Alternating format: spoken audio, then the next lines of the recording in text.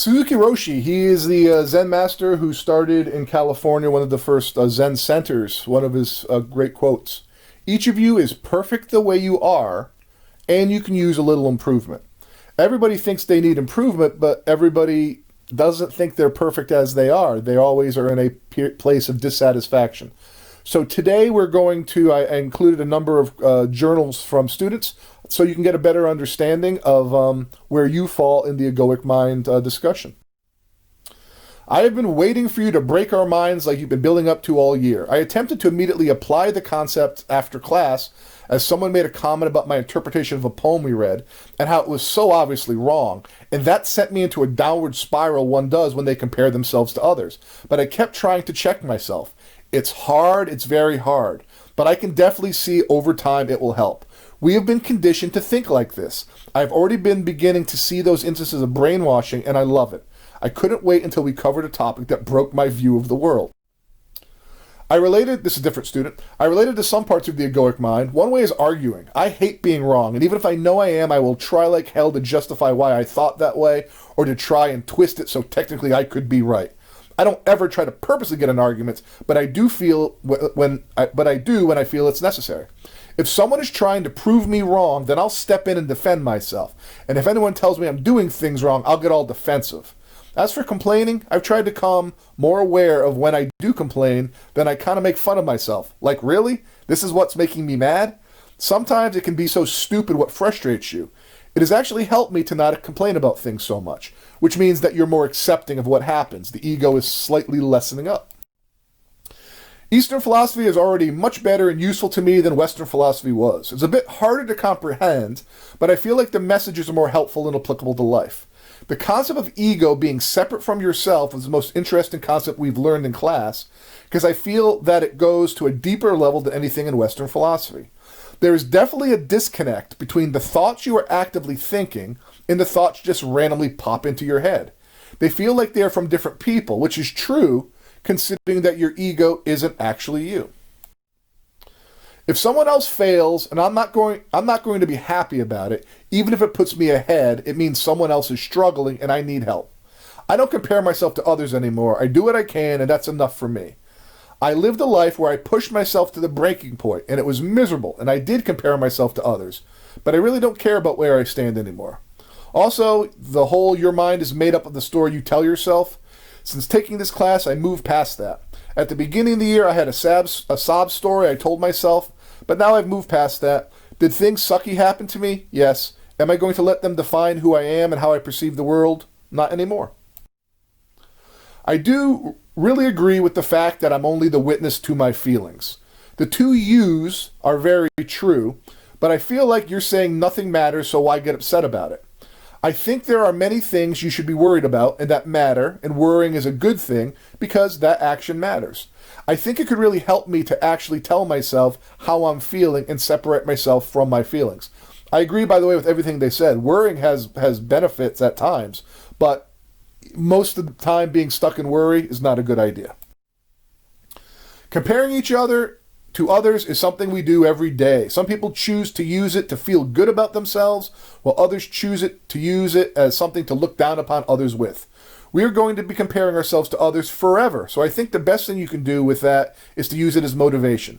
If someone in school is comparing your test grades to theirs, and they are rubbing it in that they got a better grade, you have to use that as motivation, because that shows that you can do better. Humans need to have something to compare themselves and what they do to, so they know if they have to do more of it or what they're doing is good enough.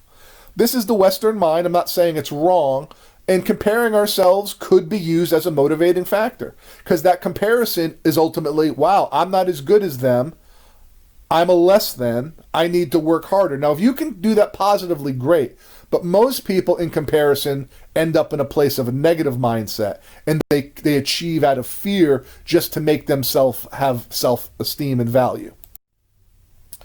These terrible thoughts I can have come typically at night, and the way I've been thinking about it and wishing it would just go away, I have been allowing it to stay in my mind and take control, because the longer I plead for the thoughts to go away, the more I am thinking about it, allowing the thoughts to take over.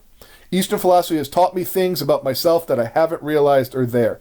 The idea about the thoughts and wishing they're going to go away, I think I said in the other presentation, the more you resist, it persists. If there's some awful, terrible thing that you keep thinking about, you need to come to grips with it and begin to let it kind of pass through and realize it's a repetitive thought and become the witness and notice it. If you try to push a thought away, it's just going to come back stronger. The ego is very forceful in that way. I'm really conflicted about the ego. I don't think these 3 steps will make you stop thinking those bad thoughts. I believe that those thoughts are just your personality. My thoughts come from the feeling I have in my soul, and they come to me. My thoughts consume me every day, and that's just how it's supposed to be. I'm not the observer of my thoughts. I'm living my thoughts. I can't do it. I can't ignore them. They come, and they don't go away, even though I don't dwell on them. I have a lot of compassion on this one because I think most people could have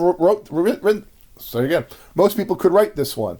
Until you kind of come around to the Eastern way of living, I personally feel as though the idea when he writes or she writes, my thoughts consume me every day and that's just how it's supposed to be. I don't believe that to be true. And this person, after basically one day, has already decided that the techniques would not work. And that very bottom, I can't do it. The mind that limits you is your only limitation. This stuff is messing me up. I literally only remember the bad things in life. I don't remember a time I was generally happy. You're basically ruining me. I collect makeup and what the hell? I literally spend so much money on makeup, it's ridiculous. I'm fuming. Like I don't even wear half the makeup I have, but I still have the need to drop $200 on makeup if I walk into a makeup store. Like why do I give myself this temporary happiness to then dread my life until I get something new? I've been drilled for 17 years, the same stuff, and this is now what makes sense. This is something we need to learn earlier. I understand this. I relate to this. I have this negative outlook on life, and I'm sitting here thinking, okay, but where did it come from? The answer to that question is it comes from your interaction with the past. And all of those things that happened to you, they built who you are. So if people were negative to you, if you had a teacher who said you can't read, well, you're always going to be self-conscious of that. Your ego takes that, it gets wounded, becomes a victim, and then spews out the negative thoughts that keeps you in that negative place. Furthermore, I tried the being aware of your thoughts thing, and I was surprised how effective it was. As astonished as you may be hearing that an Adonis such as I has any, I do have a slight few flaws, one being that I suffer from social anxiety. For the past 2 days, whenever I've noticed my anxiety thinking up, I've tried as you suggested you do and thought, here comes that rat bastard thought again, and as a result, I've been more mellow than usual.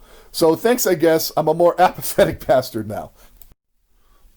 So, I'm still anxious lately for a few different reasons, and I guess Eastern philosophy would say they all stem from ego-related issues. Maybe I think too much. I was hoping Eastern philosophy would be an easy pill that would ease my nerves, but I am not remiss to say it's not. I've still learned from it, even if it's indirect. We were told our Western world's chronic problem is that we are always becoming, never being. I don't want to be, I want to become. Being is final, and finality is something I have never wanted. Without a doubt, it's not an easy pill. This is a whole different way of thinking, a different way of accepting your thoughts and looking at your own mindset. It's not an easy pill, but if it's practiced, I think, in almost, I'd say 90% of the cases of kids in the past, it does have benefits, without a doubt. And the final student journal. The fact that most ideas that we have are thoughts shared by the rest of or most of society.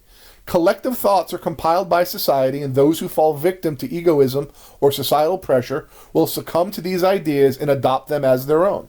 I can see that some of my beliefs and some things I have thought in the past definitely came from thoughts that were not originally mine.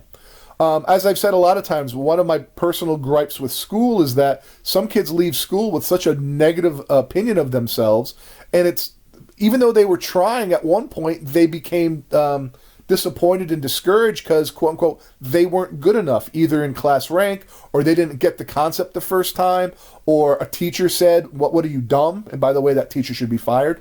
The idea is when you begin to realize that, a flower doesn't look at the flower next to it as it blooms, it just continues to grow.